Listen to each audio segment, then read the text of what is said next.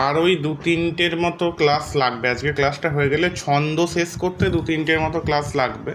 তারপরে পরীক্ষা হয়ে গেলে আমরা ওই পরের ক্লাসগুলো মানে ইউনিট 1-এর যে ক্লাস সেই ক্লাস করব।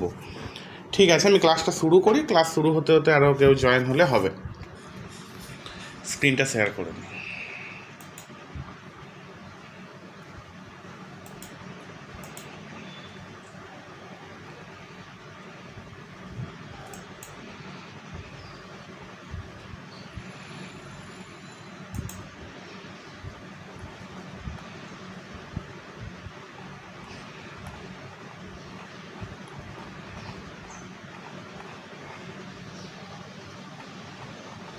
বেশ, আমরা সরাসরি ক্লাসে চলে যাই। সেটা হলো আর 2 থেকে 3টে ক্লাস হলেই আমাদের ক্লাস শেষ হয়ে যাবে, ছন্দের ক্লাস শেষ হয়ে যাবে। তারপরে আমরা ইউনিট 1-এ ঢুকবো। কিন্তু বিষয়টা হচ্ছে যে ছন্দের ক্লাসে ছন্দ নির্ণয় ছাড়াও আমি এর পরের দিন যে টপিকটা পড়াবো, কে কোন গ্রন্থ লিখেছে, এটা খুব ইম্পর্টেন্ট। ছন্দ সরস্বতী কে লিখেছেন, ছন্দ বলে কে গ্রন্থ লিখেছেন, ছন্দের বারান্দা বলে কে গ্রন্থ লিখেছেন, এই সমস্ত বিষয় আমি নোটসে দিয়ে দেবো, নোটটা দিয়ে দেবো, পরের দিন ক্লাস নেব। এছাড়াও বিভিন্ন বইগুলো রয়েছে। ছন্দ সংক্রান্ত কে কোন গ্রন্থ লিখেছে এটা ভীষণ ইম্পর্টেন্ট। এছাড়াও যেটা ইম্পর্টেন্ট সেটা হলো কোন ছন্দের কে কী নাম দিয়েছে, এটাও আমি তো ক্লাসে করাবো আর কি পরের দিন। তো কে কোন গ্রন্থ লিখেছে আর কোন ছন্দের কে কী নাম দিয়েছে, এইগুলো যদি মোটামুটি আমরা পড়ে ফেলতে পারি তাহলে এখান থেকে একটা প্রশ্ন কমন পাবো, এটা 99% শিওর। কারণ এইখান থেকে প্রশ্ন করে ইউজিসি-নেট যে এই গ্রন্থের এ নাম দিয়েছে অথবা এই গ্রন্থটি কার লেখা, এই ধরনের প্রশ্ন কিন্তু আসে ইউজিসি-নেটে। তো সেই ক্ষেত্রে এই বিষয়টা আমাদেরকে পড়তে হবে। দ্বিতীয়ত, টুকরো টুকরো করে আমার নোটটাই দেওয়া আছে, আমি পরের দিন যেটা পড়াবো, যে অমূল্যধন মুখোপাধ্যায় ছন্দ সম্পর্কে টুকটাক কী কথা বলছেন, প্রবোধচন্দ্র সেন টুকটাক কী কথা বলছেন। কারণ আগের দিনেই বলেছি যে প্রবোধচন্দ্র সেন এত বই লিখেছে ছন্দের ওপর, তো এই সব বই আমাদের পক্ষে পড়া সম্ভব নয়। তো সেইগুলো একটু জাস্ট মোটামুটি একটু পড়তে হবে, সেগুলো নোটসে দেওয়া আছে। আর কে কোন ছন্দের কে কী নাম দিল এবং কোন ছন্দ সম্পর্কে টুকটাক কে কী কথা বলল, আর কে কোন ছন্দের বই মোটামুটি কত সালে লিখছেন।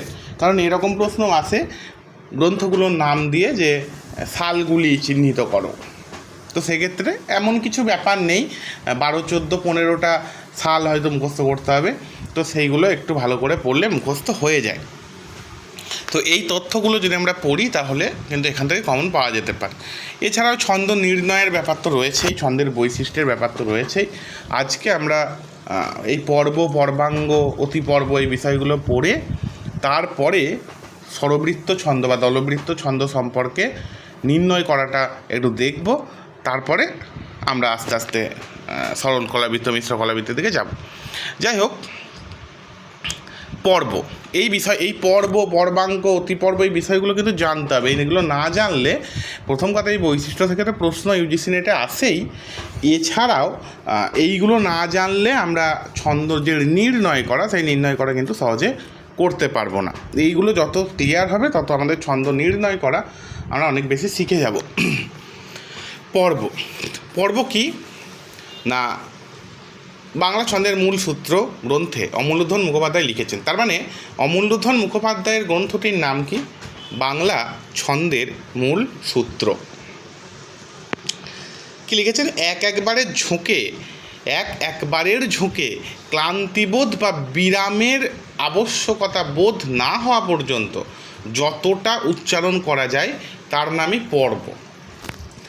এই যে একবারের ঝোঁকে বলতে আমরা দেখছিলাম যে এই যে এখানে দেখো লেখা আছে যে প্রবোধচন্দ্র সেন বলছেন অর্ধজ্যোতি দ্বারা খণ্ডিত হলো পংক্তি হলো পদ, আর লঘু জ্যোতি দ্বারা খণ্ডিত হলো পদ হলো পর্ব। অর্ধজ্যোতি দ্বারা খণ্ডিত পংক্তি হলো পদ, আর লঘুজ্যোতি দ্বারা খণ্ডিত পদ হলো পর্ব। মানে আমরা ওই লঘুজ্যোতি, অর্ধজ্যোতি আগের দিন পড়লাম। পূর্ণজ্যোতি হচ্ছে সম্পূর্ণটা, অর্ধজ্যোতি হচ্ছে অর্ধেকটা। তার মানে একটা লাইনের অর্ধেকটা, অর্ধজ্যোতি দ্বারা খণ্ডিত পংক্তি বলেছে। তার মানে একটা লাইনের অর্ধেকটা যেখানে জ্যোতি পড়বে সেটাই হচ্ছে একটা পদ। মানে অর্ধজ্যোতি যেখানে পড়ছে, পূর্ণজ্যোতি মানে গোটা লাইনটা, আর অর্ধজ্যোতি মানে হচ্ছে গোটা লাইনের মাঝখানটা।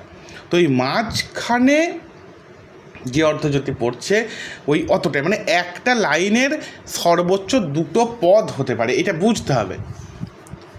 আমি বললাম যে বাঁশবাগানের মাথার উপর চাঁদ উঠেছে ওই, এই যে বাঁশবাগানের মাথার উপর চাঁদ উঠেছে ওই, এইটা হচ্ছে একটা পুরো লাইন, পুরো চরণ পংক্তি।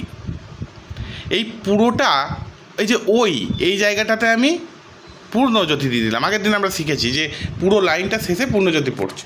তাহলে এর কোথায় অর্ধজ্যোতি পড়বে? এর মাঝখানে। তাহলে বাঁশবাগানের মাথার উপর অর্ধেকটা চাঁদ উঠেছে ওই। তাই যে বাঁশবাগানের মাথার উপর, এই বাঁশবাগানের মাথার উপর এই মাঝখানটাতে পড়বে হচ্ছে অর্ধজ্যোতি। তাহলে এই লাইনটার দুটো পদ, একটা হচ্ছে বাঁশবাগানের মাথার উপর একটা পদ, আর চাঁদ উঠেছে ওই একটা পদ। তার মানে অর্ধজ্যোতি যেখানে পড়বে, মানে একটা লাইনের মাঝখানে যেটা পড়লো সেটা পদ। তাহলে একটা লাইনের দুটো পদ, কিন্তু পর্ব কি? লঘুজ্যোতি দ্বারা খণ্ডিত। আমরা দেখবে লঘুজ্যোতি দ্বারা খণ্ডিত বলতে আমরা দেখতে পাবো যে এখানে লেখা আছে হ্রস্বজ্যোতি কিংবা শেষ হ্রস্বজ্যোতি থেকে পূর্ণজ্যোতি পর্যন্ত খণ্ডিত ধ্বনি প্রবাহকে বলা হয় পর্ব। আমি উদাহরণ এখানে খুব একটা দিইনি, আমি বুঝিয়ে দিচ্ছি। সেটা হচ্ছে এই যে বাঁশবাগানের মাথার উপর চাঁদ উঠেছে ওই, এটাকে আমরা যদি দেখতে পাই হ্রস্বজ্যোতি কোথায় পড়ে বা লঘুজ্যোতি কোথায় পড়ে, এইটাকে আবার বিভিন্নভাবে ভাঙা যায়। আমরা জানি যে আমি আগের দিন শিখিয়েছিলাম যে বাঁশবাগানের একটা পড়বে, মাথার উপর একটা পড়বে, চাঁদ উঠেছে একটা পড়বে, ওই একটা পড়বে। এই যে বাঁশবাগানের একটা পড়লো, মাথার উপর একটা পড়লো, এইভাবে এই লাইনটাতে চারটে জ্যোতি পড়ছে, হ্রস্বজ্যোতি পড়ছে। তো এই হ্রস্বজ্যোতিগুলোই হচ্ছে একটা করে কি না পর্ব। এখানে বুঝতে হবে, মাত্রা গণনা করতে গেলে এটা বুঝতে হবে। তাহলে পুরোটা হচ্ছে পূর্ণ জ্যোতি পড়ছে বা পূর্ণ পর্ব, একদম এই পূর্ণ জ্যোতি পড়ছে পুরোটাই। মাঝখানে অর্ধজ্যোতির জায়গায় পড়লে একটা লাইনের দুটো পদ হয়ে যাচ্ছে, যেখানে অর্ধজ্যোতি পড়ছে দুটো পদ হয়ে যাচ্ছে। আর পূর্ণ পর্ব অজস্র হতে পারে। আমরা এই উদাহরণ দিয়ে দেখলে আমরা বুঝতে পারবো পর্ব কী জিনিস। এই যে বলেছে পূর্ণ পর্ব, চরণের মধ্যে সমান সমান মাপের নির্দিষ্ট অক্ষরগুলোকে পূর্ণ পর্ব বলা হয়। যেমন এই যে আদর করে হৃদে রাখো আদরিনী শ্যামা মাকে, এটা যদি আমরা দলবৃত্ত রীতিতে ভাঙি, আদর করে 4 মাত্রা, হৃদে রাখো 4 মাত্রা, আমি মাত্রা গণনা পদ্ধতি শেখাবো। আদরিনী 4 মাত্রা, আর শ্যামা মাকে 4 মাত্রা। এই যে সমান সমান 4 4 4 4, এই যে এগুলো কিন্তু একটা পর্ব। এই আদর করে দেখো একটা পড়ছে, হৃদে রাখো একটা পড়ছে, আদরিনী একটা পড়ছে, শ্যামা মাকে। এটা যদি আমরা তাড়াতাড়িও পড়ি তবুও আমরা পজটা হালকা বুঝতে পারবো। আদর করে হৃদে রাখো আদরিনী শ্যামা মাকে, এই যে আদর করে হৃদে রাখো আদরিনী শ্যামা মাকে, এই যে একটা একটা করে পজ নিচ্ছি হালকা হালকা। তো এইগুলোই হচ্ছে একটা পর্ব, পূর্ণ পর্ব, মানে 4 4 4 4 পূর্ণ মাত্রার যে পর্ব। মাত্রা গণনা পদ্ধতি আমরা শিখব। কিন্তু এখানে যদি আমরা পদ খুঁজতে যাই তাহলে কোনটা পদ হবে? তাহলে এই যে অর্ধজ্যোতি যেখানে পড়বে সেখানেই পদ গণনা হবে। যে আদর করে হৃদে রাখো, এই অর্ধজ্যোতি পড়ে গেল, তারপরে আদরিনী শ্যামা মাকে। এই যে এখানে তার মানে দুটো পদ, একটা হচ্ছে আদর করে হৃদে রাখো, একটা হচ্ছে আদরিনী শ্যামা মাকে। এই সম্পূর্ণ শেষে পড়বে একদম পূর্ণজ্যোতি, মাঝখানে অর্ধজ্যোতি, তাই দুটো পদ। আর এখানে পর্ব হয়ে যাচ্ছে 4টে, আদর করে হৃদে রাখো আদরিনী। এই যে ছোটো ছোটো ছোটো ছোটো কিন্তু পদ নিচ্ছি আমরা। এবার এই যে ছোট ছোট এইগুলো পর্ব, এই পর্বের আবার 3টে ভাগ আছে। কি? একটা হচ্ছে পূর্ণ পর্ব, একটা হচ্ছে অপূর্ণ পর্ব বা প্রান্তিক পর্ব, একটা হচ্ছে অতি পর্ব। পূর্ণ পর্ব মানে কি, মানে পুরো পুরো পুরো এই যে 4 4 4 4 এটা হচ্ছে পূর্ণ পর্ব। এবার প্রতিটি মাত্রায় সমান। এবার আমরা যদি দেখি যে অপূর্ণ পর্ব কি, অপূর্ণ পর্ব হচ্ছে সবসময় পদের অপূর্ণ পর্ব দু রকমের, একটা হচ্ছে অন্তিম পর্ব, একটা হচ্ছে কিন্তু আমরা এখানে আগে দেখব এই যে প্রেমের বন্যা লইয়া নিতাই আহেলা গৌড়ে দেশে ডুবিল ভক্তগণ দিন দিন ভাসে। এই যে প্রেমের বন্যা লইয়া নিতাই আহেলা গৌড়ে দেশে, এই যে দেশে প্রথমগুলো কিন্তু 4 4 4 4 দেখো, প্রেমের বন্যা 4, লইয়া নিতাই 4, আহেলা গৌড়ে 4, কিন্তু দেশে 2। এই যে শেষে এই যে 2 মাত্রা দেখো, এই 4 মাত্রার সঙ্গে এর কি সামঞ্জস্যতা বজায় থাকলো না, এই জন্য এটা হচ্ছে অপূর্ণ পর্ব বা অন্তিম পর্ব বলি আমরা। এইগুলো কিন্তু পূর্ণ পর্ব, প্রেমের বন্যা 4 পূর্ণ পর্ব, লইয়া নিতাই 4 পূর্ণ পর্ব, আহেলা গৌড়ে 4 পূর্ণ পর্ব, কিন্তু এইটা হচ্ছে অপূর্ণ পর্ব, শেষেরটা। এটা যেমন এক ধরনের অপূর্ণ পর্ব হয়, তেমনি আবার তুমি যত উদাহরণ দেখবে এগুলো কোনো ব্যাপার নাই। এগোপ যদি আমার বলিস করবো তোদের জবাই, এই না বলে জরিমানা করলেন তিনি সবাই। এই যে জবাই আর সবাই, এই শেষটা হচ্ছে অপূর্ণ পর্ব, বাকিগুলো আমরা 4 4 4 4 মাত্রা, এগুলো পূর্ণ পর্ব। এবার অতি পর্ব কি, অতি পর্ব হচ্ছে পূর্ণ পর্ব। অপূর্ণ পর্ব যেমন শেষে থাকে, প্রান্তিক পর্ব যেমন শেষে থাকে, সেরকমই অতি পর্বও হচ্ছে ওই রকমই অসামঞ্জস্য পর্ব, কিন্তু এটা আবার প্রথমে থাকে। ওমা মজা স্নেহার আমাই কালী, এই যে ওমা, বা এখানে যদি দেখি আমরা, আমি ছেড়েই দিতে রাজি আছি সুসভ্যতার আলোক, আমি চাই না হতে নববঙ্গে নবযুগের চালক। আমি যদি আমিটা ধরে এটাকে পড়তে যাই, আমি ছেড়েই দিতে রাজি আছি সুসভ্যতার আলোক, আমি চাই না হতে নববঙ্গে নবযুগে, কেমন একটা হচ্ছে। কিন্তু এখানে আমি অতিপর্ব কী করে বুঝবো? আমিটাকে ছেড়ে দিয়ে আমি যদি পড়ি, আমি ছেড়েই দিতে রাজি আছি, ছেড়েই দিতের পর একটা দাঁড়ি হতো, আমি দিতে ভুলে গেছি। আমি ছেড়েই দিতে রাজি আছি সুসভ্যতার আলোক, আমি চাই না হতে নববঙ্গে নবযুগের চালক। এই যে আমিটাকে আলাদা করে উচ্চারণ করার পর ছেড়েই দিতে দাঁড়ি 4 মাত্রা, রাজি আছি 4 মাত্রা, সুসভ্যতার 4 মাত্রা, আলোক, এটা অপূর্ণ পর্ব 3 মাত্রা বা 2 মাত্রা। আমি চাই না হতে 4 মাত্রা, নববঙ্গে 4 মাত্রা, নবযুগের 4 মাত্রা, চালক। তাহলে এই যে মাঝখানে পূর্ণ পর্ব, শেষে গিয়ে অপূর্ণ পর্ব, মিল যদি না থাকে, আর প্রথমে হচ্ছে অতি পর্ব, এগুলো হচ্ছে অতি পর্ব, এগুলো হচ্ছে মাত্রা গণনায় যোগ করা হচ্ছে না এবং অসামঞ্জস্য, এটা কিন্তু 4 মাত্রা হচ্ছে না আমিটা। আবার সব লাইন এই যে অপূর্ণ পর্ব থাকবে তাও নয়, আমি জন্য প্রথমে উদাহরণ দিয়েছি। এই যে আমি উদাহরণ দিয়েছি, দেখো যে আদর করে হৃদয়ে রাখো আদরিনী শ্যামামাকে, এটা দেখো 4 4 4 4, মানে এখানে অপূর্ণ পর্বের কোনো বালাই নেই। ফলে তো অপূর্ণ পর্ব যে থাকবেই, আমাকে খুঁজে বেড়াতেই হবে এমন নয়, কিন্তু অপূর্ণ পর্ব আবার থাকতেও পারে। তো এই হচ্ছে ব্যাপার। এটা হচ্ছে পর্ব কী জিনিস, সেটা খুবই সহজ জিনিস একটা, পর্ব খুব চাপের ব্যাপার নয়। এবার আমরা যেটা পড়ব সেটা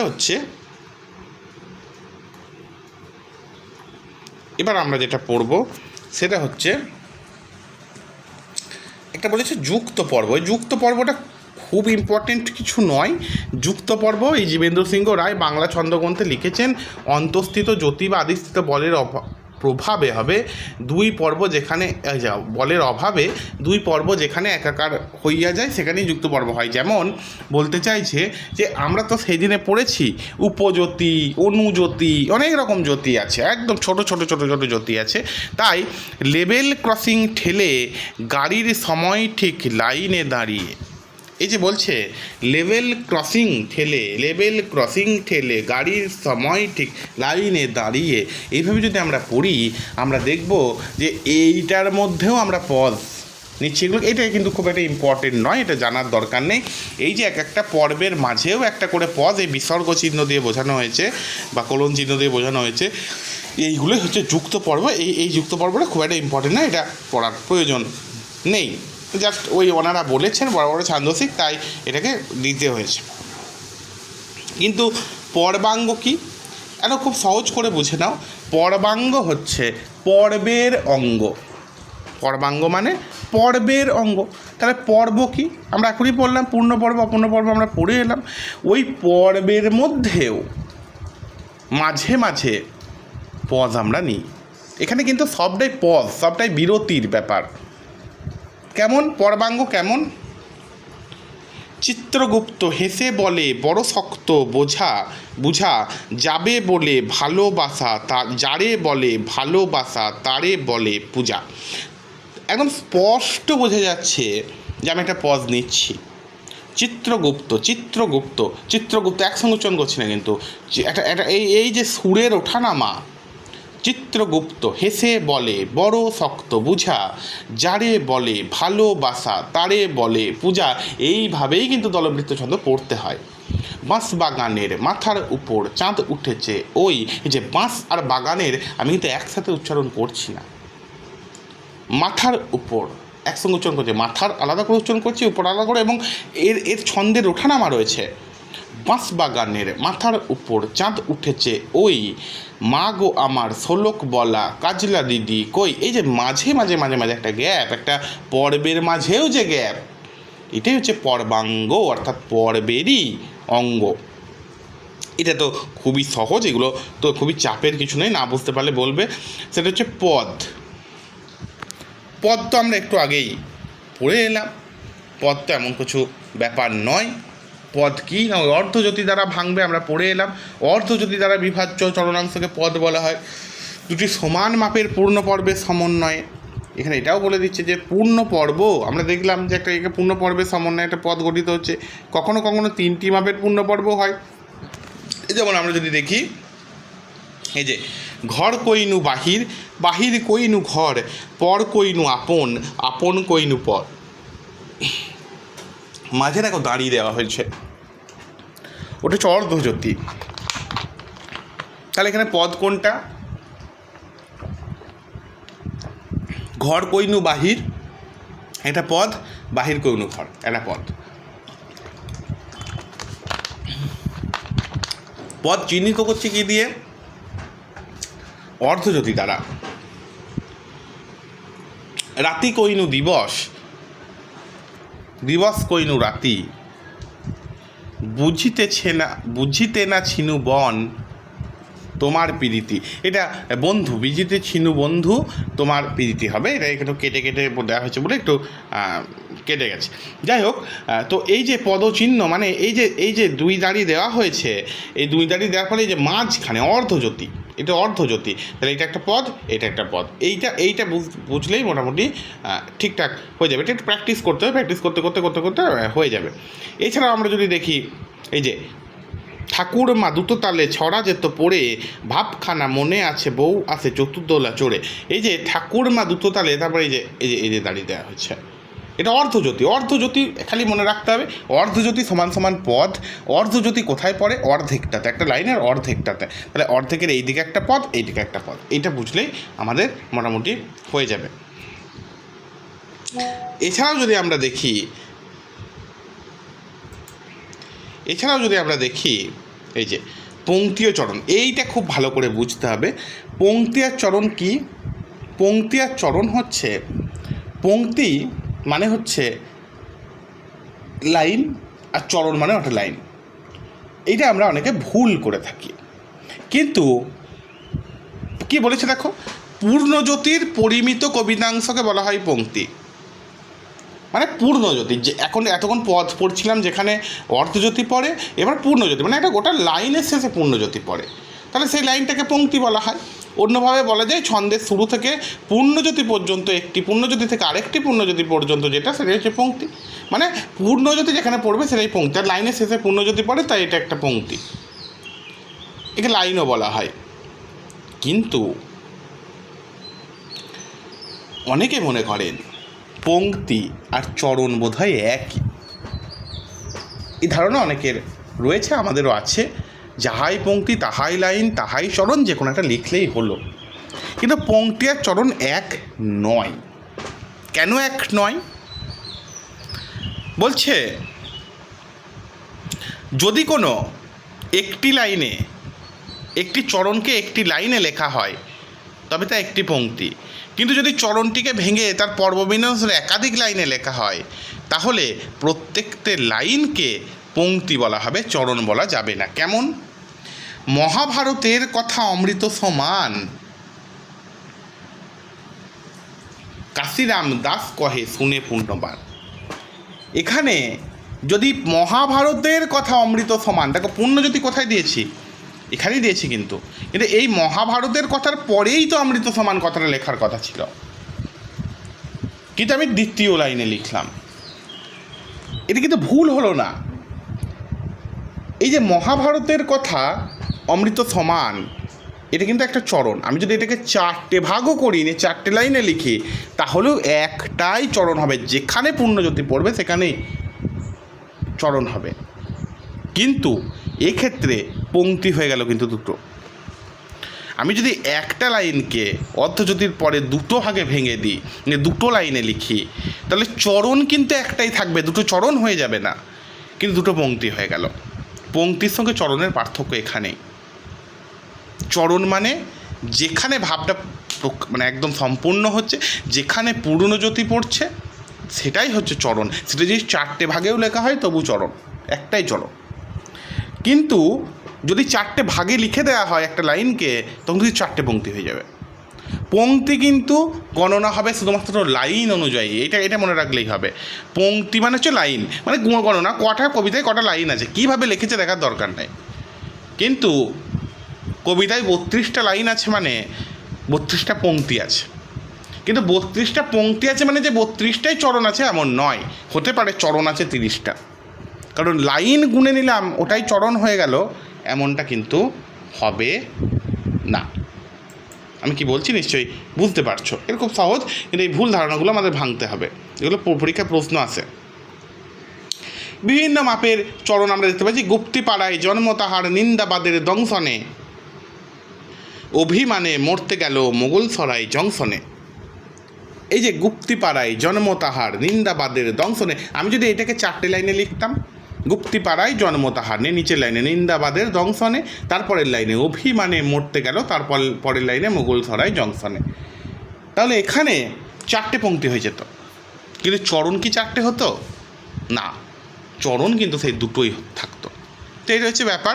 এগুলো একটু ভালো করে দেখতে হবে। 5 পর্বের চরণ দিয়েছি। এ ভালো কাজ এ সঙ্গমে কান্না হাসির গঙ্গা যমুনায়। যে কেন বলছি আমি 5 পর্ব, কারণ থেকে 1 2 3 4 5 5টা দাগ রয়েছে। এটা 5টা পর্ব আছে, একটা অপূর্ণ পর্ব, 4টে পূর্ণ পর্ব।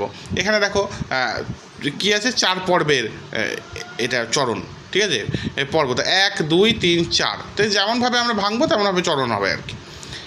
এবার আমরা পড়ব মিল বা মিত্রাক্ষর। মিল বা মিত্রাক্ষর, রাইম যাকে বলছে, এটা তো আরও সহজ জিনিস। মিল বলতে ওই যে মিল মিল হয় না, যে যেটা হয় আর কি, শুধু বিঘে 2 ছিল মোর ভুঁই, আর সবই গেছে ঋণে, বাবু বলিলেন বুঝেছ উপেন এ জমি লইব কিনে। যে ঋণে আর কিনের সঙ্গে মিল, এটা হচ্ছে একটা মিল। এটা হচ্ছে পর্বান্তিক মিল বা চরণান্তিক মিল। মিল হচ্ছে 3 প্রকার। একটা হচ্ছে পর্বান্তিক মিল, একটা হচ্ছে পদান্তিক মিল, একটা হচ্ছে চরণান্তিক মিল। খুব সহজ জিনিস, নামগুলো শুনে ঘাবড়ে যাওয়ার কিছু নেই। পর্বান্তিক মিল কি দেখো, শুধু বিঘে 2 ছিল মোর ভুঁই, আর সবই গেছে ঋণে, বাবু বলিলেন বুঝেছ উপেন। পর্ব মানে কোনগুলো? এই যে শুধু বিঘে 2 একটা পর্ব, ছিল মোর ভুঁই একটা পর্ব, বাবু বলিলেন একটা পর্ব, বুঝেছ উপেন একটা পর্ব। তাই যে 2 তারপরেই ছিল মোর ভুঁই, 2-এর সঙ্গে ভুঁইয়ের মিল, এটা হচ্ছে পর্বান্তিক মিল। একটা পর্বের শেষে আর একটা পর্বের শেষে। বাবু বলিলেন একটা পর্ব, আর বুঝেছে উপেন, লেন আর পেনের যে মিল, এটা হচ্ছে পর্বান্তিক, মানে পর্বে পর্বে মিল। দেখো এটা কিন্তু চরণান্তিক মিল নয়, ঋণে আর কিনে হচ্ছে চরণান্তিক মিল। এটা একটা চরণ আর এটা একটা চরণ, চরণান্তিক মিল। কিন্তু শুধু বিঘে 2 ছিল মোর ভুঁই, এটা হচ্ছে পর্বান্তিক মিল। বাবু বলিলেন বুঝেছ উপেন, এটা হচ্ছে পর্বান্তিক মিল। কারণ শুধু বিঘে 2 একটা পর্ব, ছিল মোর ভুঁই একটা পর্ব, আমরা জানি, এগুলো শিখলাম আমরা। কিন্তু চরণান্তিক মিল কোনগুলো? কারণ পুরোটা একটা চরণ, তাহলে ঋণে একটা চরণ, চরণের মিল, চরণান্তিক, চরণের অন্তে, আর শেষে আর এটা বাবু বলিলেন বুঝেছ উপেন এ জমি লইব কিনে। কিনে ঋণে আর কিনে, এটা হচ্ছে চরণান্তিক মিল। তা পরমান্তিক মিল আমরা বুঝতে পারলাম, এবারে পদান্তিক মিল আমরা দেখব। বন হতে এলো এক টিয়ে মনোহর, সোনার টোপর শোভে মাথার উপর। কবিতার একটি পদের শেষে ধ্বনি বা ধ্বনিগোচ্ছের সঙ্গে পরবর্তী এক বা একাধিক পদের শেষে ধ্বনি বা ধ্বনিগুচ্ছের সাদৃশ্যকে পদান্তিক মিল বলা হয়। বন হতে এলো এক টিয়ে মনোহর, সোনার টোপর শোভে মাথার উপর। এই যে টিয়ে মনোহর আর মাথার ওপর, এটা হচ্ছে পদান্তিক মিল। এখানে পদ আর পদের মধ্যে মিল হয়েছে। এখানে পুরোটা একটা চরণ, বুঝতে হবে এইখানটা বুঝতে হবে। এখানে যে দুটো লাইনে লিখে দেওয়া হয়েছে, এই দুটো লাইনে লিখে দেওয়া হয়েছে মানে কিন্তু দুটো চরণ নয়, বা দুটো পদ, মানে দুটো পদ। এটা বন হতে এলো এক টিয়ে মনোহর একটা পদ, আর সোনার টোপর শোভে মাথার উপর একটা পদ। এখানে পূর্ণজ্যোতিটা পড়বে একদম মাথার উপরে, একদম শেষে এসে পূর্ণজ্যোতি পড়বে। অর্থাৎ পূর্ণজ্যোতি যদি মাথার উপরে পড়ে তাহলে ওপরেরটা একটা পদ, মাঝখান অর্ধজ্যোতি, আর সোনার টোপর শোভে মাথার উপর একটা পদ। এই যে দুটো পদ বলে এটা পদান্তিক মিল। এইটা খুব একটা চিন্তার ব্যাপার, মানে চাপের ব্যাপার নয়। আর চরণান্তিক মিল তো বললাম, হাই রে কবে কেটে গেছে কালিদাসের কাল, পণ্ডিতেরা বিবাদ করে লয়ে তারিখ সাল। যে পুরো একটা চরণ দেখো একদম পুরো পূর্ণজ্যোতি দিয়ে দেওয়া হয়েছে, মাত্রাটা দুই দাঁড়ি। পণ্ডিতেরা বিবাদ করে লয়ে তারিখ সাল, দুই দেওয়া কাল আর সাল। তাহলে একদম চরণের শেষে যে মিল সেটা হচ্ছে চরণান্তিক মিল। এবার লয়। লয় কী জিনিস? খুব সোজা জিনিস, এতে কোনো চাপ নেই। লয় হচ্ছে একদম তিন প্রকারের। একটা হচ্ছে দ্রুত লয়, একটা হচ্ছে মধ্যম লয়, একটা হচ্ছে ধীর লয়। তাহলে দ্রুত লয় মানে তাড়াতাড়ি পড়া, দ্রুত লয় মানে মনে রাখবে স্পিড। লয় মানে এখানে স্পিড ছন্দের ভাষায়, তাড়াতাড়ি পড়ছি, সেটা হচ্ছে দ্রুত লয়। মধ্যম লয় হচ্ছে আস্তে আস্তে পড়ছি, মানে ধীরে ধীরে বলতে কি একদম মানে মধ্যম লয়, মাঝামাঝি একটা সুরে পড়ছি। আর ধীর লয় হচ্ছে একদম ধীরে ধীরে। আমি তিনটে উদাহরণ দিই, সবসময় নোটসের দিকে তাকালেই হবে না। সেটা হচ্ছে ওই যে আমরা বারবার উদাহরণটা দিই, বাঁশবাগানের মাথার উপর চাঁদ উঠেছে ওই, মাগো আমার শোলক বলা কাজলা দিদি কই। এটা হচ্ছে দ্রুত লয়। মধ্যম লয়ের কোনটা? শুধু বিঘে দুই ছিল মোর ভুঁই, এ জমি শুধু বিঘে দুই ছিল মোর ভুঁই, আর সবই গেছে দিনে, বাবু বলিলেন বুঝেছ উপেন, এ জমি লইব কিনে। এইটাকে কিন্তু তাড়াতাড়ি পড়তে গেলে হবে না, যে শুধু বিঘে দুই ছিল মোর ভুঁই আর সবই গেছে দিনে। পড়া যায় এইভাবে, কিন্তু পড়লে হবে না, সেই ভাবটা প্রকাশ হচ্ছে না এবং শুনতে অড লাগছে। আবার বাঁশবাগানের মাথার উপরকে যদি আস্তে আস্তে পড়ি আমি, বাঁশবাগানের মাথার উপর, এভাবে পড়লেও ভালো লাগবে না। তার মানে যেটা যে লয়ের তাকে সেই স্পিডে পড়তে হবে। আবার আমি যদি পড়ি, হাজার বছর ধরে যদি কেউ আবৃত্তি করে সে কীভাবে পড়বে? হাজার বছর ধরে পথ হাঁটিতেছি পৃথিবীর পথে।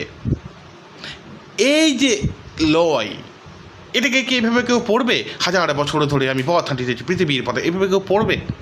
তাড়াতাড়ি করে পড়বে না। তাহলে যেটা যে লয়ের সেটাকে সেই লয়েই পড়তে হবে। এবার আমরা পড়বো যে কোন ছন্দে কোন লয় ব্যবহার হয়, সেগুলো আমরা পড়বো। আমরা একটা ধারণা যদি রেখে, দলবৃত্ত বা স্বরবৃত্তের দুটো লয় তাড়াতাড়ি পড়া হয়। মাত্রাবৃত্তে মধ্যম লয়, এইটাও কিন্তু পরীক্ষায় প্রশ্ন এসেছে এই রিসেন্টে।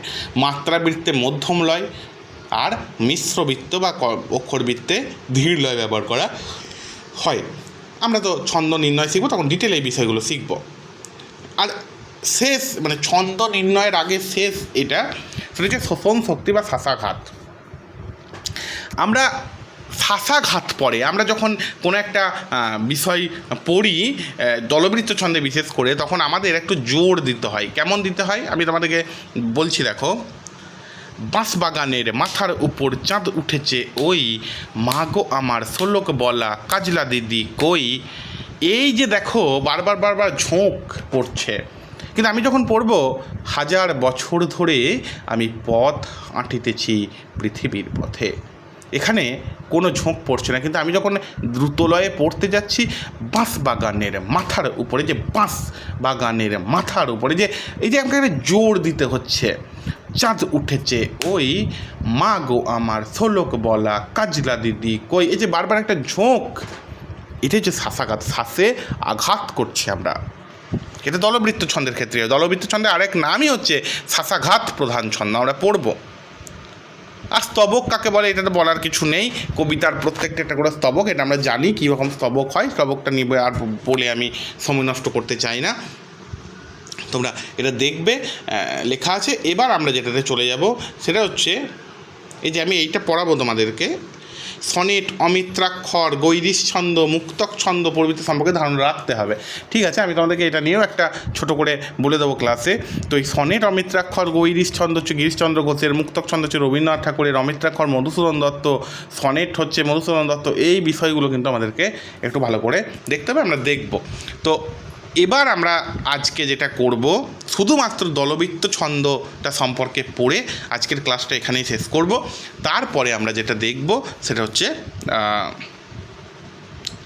একদম আমরা দেখব যে মিশ্র কলাবৃত্ত এগুলো পড়ে নিয়ে, অন্য ছন্দগুলো সম্পর্কে নির্ণয় পড়ে নিয়ে আমরা ছন্দের যে ইতিহাস, অর্থাৎ কোন ছন্দের কে কী নাম দিল, কে কী বই নিল, ওই ক্লাস আমরা করব পরের দিনে। সেটা হচ্ছে আমরা ছন্দ সম্পর্কে দেখে নিই আগে, যে স্বরবৃত্ত ছন্দ বা শ্বাসাঘাত প্রধান ছন্দ, দলবৃত্ত ছন্দ, এই নামগুলো কিন্তু মনে রাখতে হবে। স্বরবৃত্ত ছন্দ কি দলবৃত্ত ছন্দ বলা হয়, দলবৃত্ত ছন্দ কি শ্বাসাঘাত প্রধান ছন্দ বলা হয়, এইগুলো কিন্তু ভালো করে পড়তে হবে। কে কী বলেছেন আমি সেগুলো আর যাচ্ছি না, এই কে কী বলেছেন তাকে আমি বেশি দিনই কিন্তু প্রবোধচন্দ্র সেনের মতানুযায়ী, ঠিক আছে, এদিকে মিহিরচন্দ্রিকা মিল্লা কী বলেছেন, আর এদিকে রবীন্দ্রনাথ কী বলেছেন, দু একটা জিনিস আমি দিয়েছি। তো এইগুলো একটু মনে রাখতে হবে। যেমন এখানে দেখো, স্বরবৃত্ত ছন্দ হলো দেশজ বা দেশি ছন্দ, এই ছন্দের প্রচলিত নাম লৌকিক ছন্দ বা ছড়াক ছন্দ।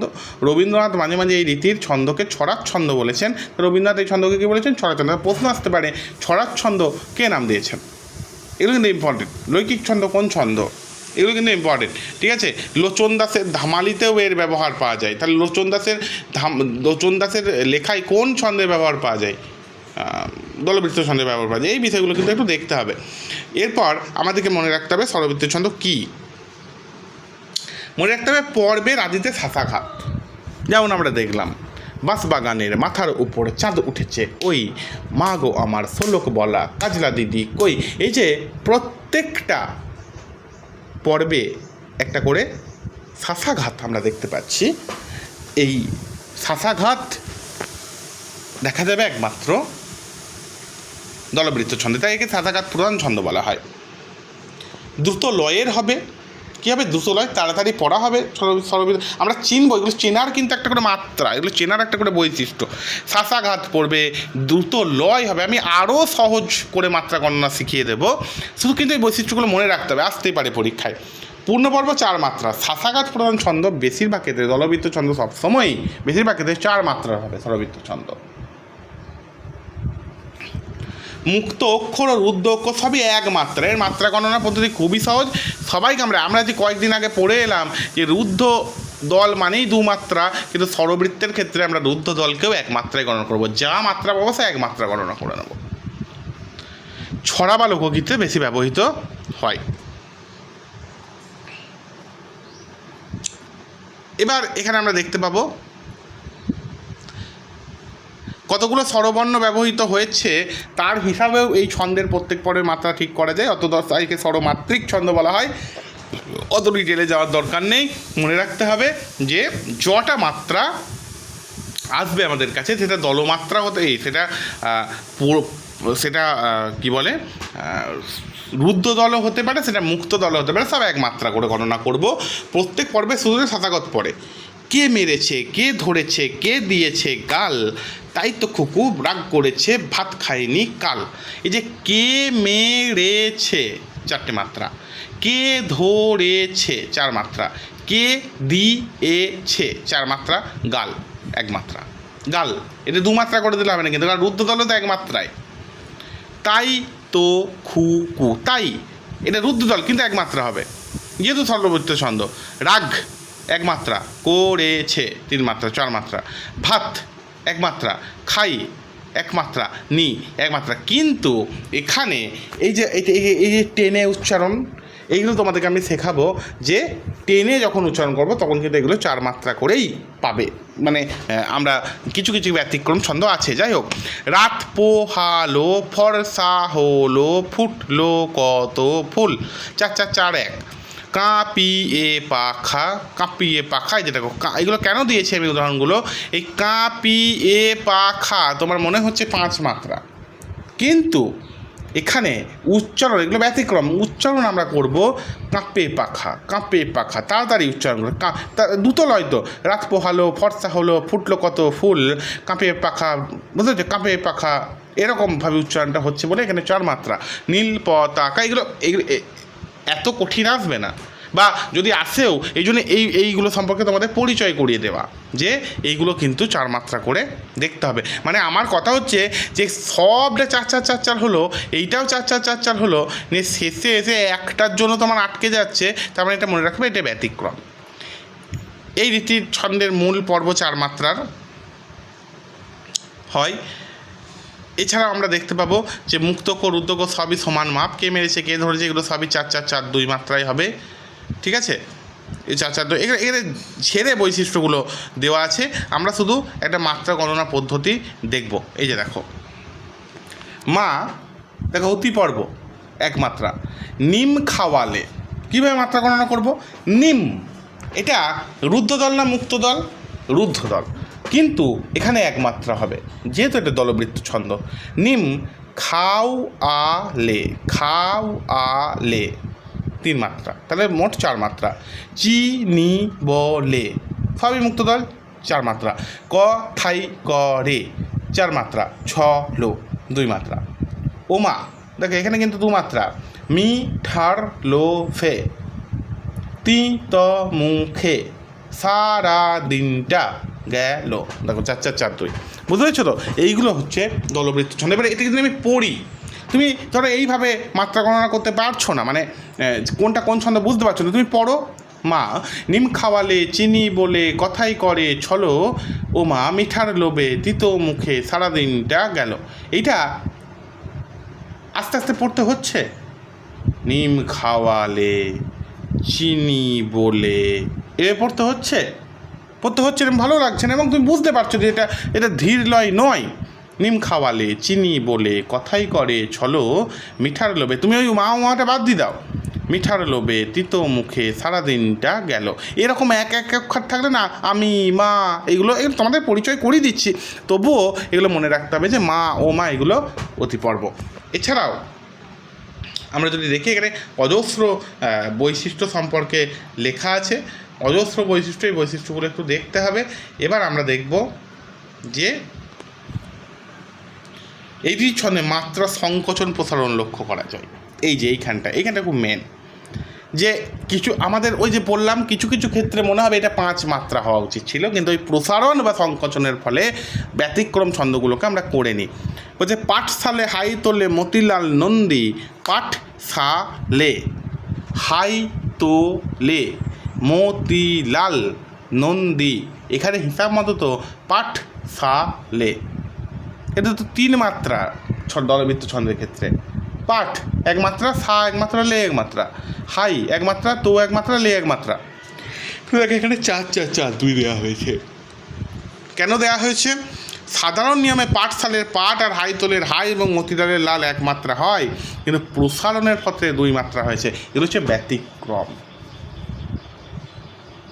এটা তুমি কী ছন্দ করতে? পাঠশালে হাই তোলে মতিলালে নন্দী, এই যে দ্রুত লয়, শাসাঘাত পড়ছে, এটাকে কি স্বরবৃত্ত, এটাকে কি কলাবৃত্ত ছন্দ করা যাবে? 1 নম্বর না। আর 2 নম্বর হচ্ছে এটাকে দলবৃত্ত, এটাকে কলাবৃত্ত ছন্দ করলেও আমি শেখাবো পরের দিন, কলাবৃত্ত ছন্দ করলেও এটা 4 মাত্রায় দিতে হবে। 4 মাত্রায় তো কলাবৃত্ত ছন্দ খুব একটা হয়ই না, শাসাঘাত পড়বে না কলাবৃত্ত ছন্দে, দ্রুত লয় হবে না, সবই তো আছে। তাই এটা হচ্ছে প্রসারণ, ব্যতিক্রম।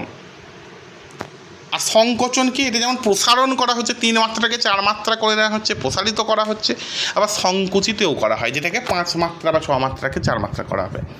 যমুনাবতী সরস্বতী কাল যমুনার বিয়ে, দেখো যমুনাবতী, 5 মাত্রা, কিন্তু আমরা পড়বো কেমনভাবে?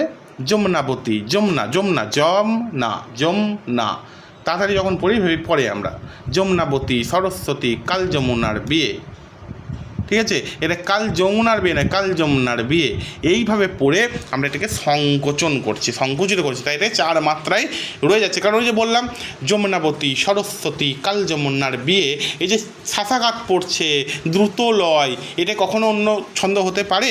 ওই জন্য এটা মাত্রার সংকুচিত। এইগুলো দেখে ভয় পাবার কিছু নেই, এগুলোতে ব্যতিক্রম 2-1টাই থাকে, এই নোটসে তোমরা পেয়ে যাচ্ছ, 2-1টা বই ফলো করলে পেয়ে যাবে।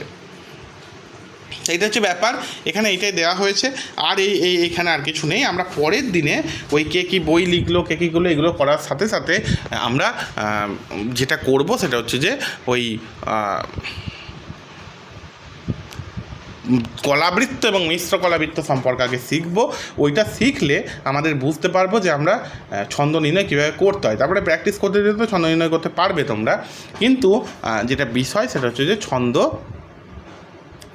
নির্ণয় পরের দিনে যখন আমরা সবটা একসাথে শিখে নেবো, তখন আমাদের কাছে ছন্দ নির্ণয়টা আরও সহজ হয়ে যাবে। আজকে যতটা না ক্লিয়ার হলো, কারণ আমরা যেহেতু এখনও কলাবৃত্ত বা অক্ষরবৃত্তে যাইনি, ওইটাতে গেলে আমরা বিষয়টা আরও আমাদের কাছে ক্লিয়ার হয়ে যাবে। যত প্র্যাকটিস করবো তত তো হবেই। তো এই হচ্ছে ব্যাপার। আর মোটামুটি আজকে বিশেষ কিছু নেই, পরের দিন আমরা আরও ডিটেলে এই বিষয়টা নিয়ে আলোচনা করব।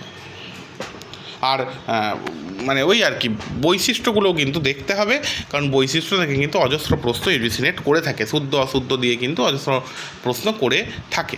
তো এই হচ্ছে ব্যাপার। আর কঠিন পড়তে পড়তে সহজগুলো পড়বো না বললে হবে না, কিন্তু কার কোন ছন্দের কোন লয়, কোন ছন্দে শাসাঘাত পড়ে, কোন ছন্দে সংকোচন প্রসারণ হয়, এই বিষয়গুলো কিন্তু মনে রাখতে হবে, তবেই কিন্তু, কারণ যে কোনোভাবে প্রশ্ন কিন্তু আমাদের ইউজিসি নেটে আসতে পারে। তো যাই হোক, আজকে এখানেই, পরের দিনে আবার আমরা নেক্সট ক্লাস করব।